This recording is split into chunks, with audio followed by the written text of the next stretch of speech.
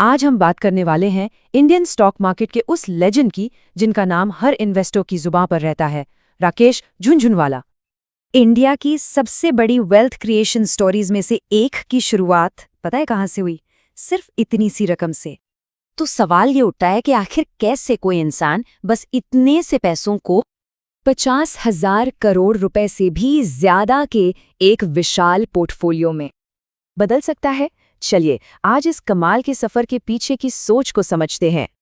उन्हें यूं ही big bull और इंडिया का वॉरेन बफेट नहीं कहा जाता था। ये नाम मार्केट में उनके रुतबे और उनकी समझ को दिखाते हैं।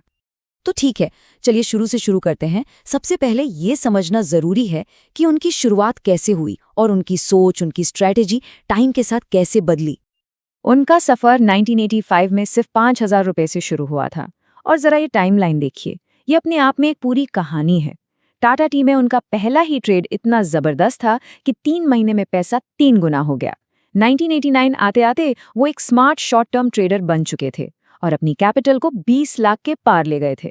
लेकिन असली गेम चेंजर आया 2000 के बाद, जब उन्होंने अपना गियर बदला और एक ट्रेडर से लॉन्ग टर्म इन्वेस्टर बन गए। और फिर 2002-3 में वो हुआ जिसने इतिहास बना दिया, टाइटन में उनका वो आइकॉनिक इन्वेस्टमेंट। और उनका ये जो कोट है ना, ये उनकी पूरी फिलॉसफी को एक लाइन में बता देता है।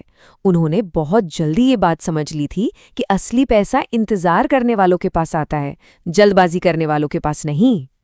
तो वो कौन से बेसिक प्रिंसिपल्स थे? वो क्या सोच थी जिसके दम पर उन्होंने दशकों तक अपने इन्वेस्टमेंट के बड़े बड़े फैसले लिए?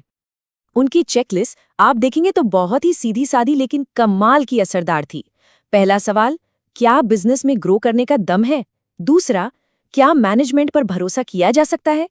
तीसरा, क्या कंपनी के फंडामेंटल्स मतलब उसकी नींव मजबूत है, जैसे कि क्या वो अपनी मर्जी से दाम बढ़ा सकती है?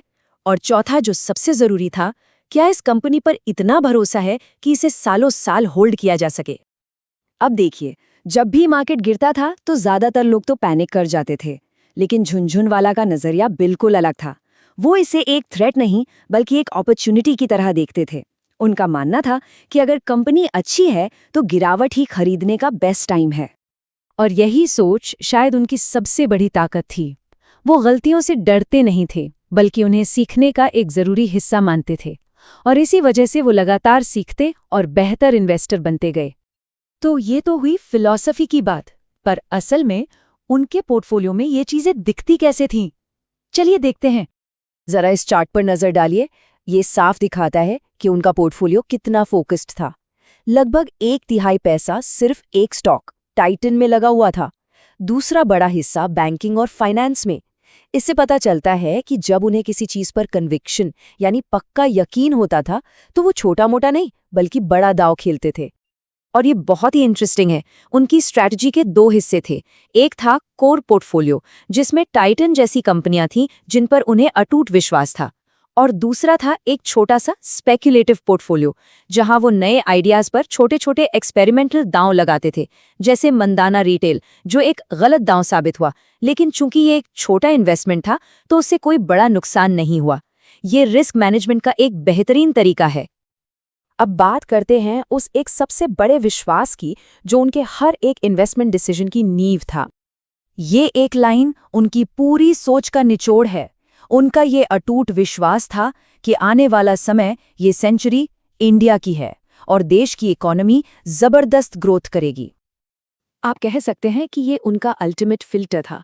उनका हर इन्वेस्टमेंट डिसीजन इसी एक बड़े विश्वास की कसौटी पर खरा उतरना चाहिए था।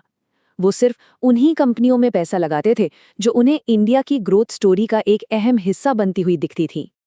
चलिए अब आखिर में उनकी विरासत पर एक नजर डालते हैं, जो सिर्फ स्टॉक मार्केट के नंबरों से कहीं ज्यादा बड़ी है। राकेश झुनझुनवाला सिर्फ एक इन्वेस्टर नहीं थे, बल्कि उससे कहीं बढ़कर थे। उन्होंने रेयर एंटरप्राइजेज जैसी फर्म बनाई। वो अनगिनत नए इन्वेस्टर्स के लिए एक मेंटर और प्रेरणा थे। और साथ ही उन्होंने चुपचाप हेल्थ केयर और एजुकेशन जैसे सेक्टर्स में बहुत बड़ा योगदान दिया। उनकी जिंदगी धैर्य और विश्वास की ताकत की एक जीती जागती मिसाल है। उनका पूरा का पूरा इन्वेस्टमेंट फलसफा एक ही बड़े यकीन पर टिका था, भारत की तरक्की। और ये बात हमें सोचने पर मजबूर करती है कि वो कौन सा एक बड़ा यकीन है जिस पर हम अपने फैसले लेते हैं।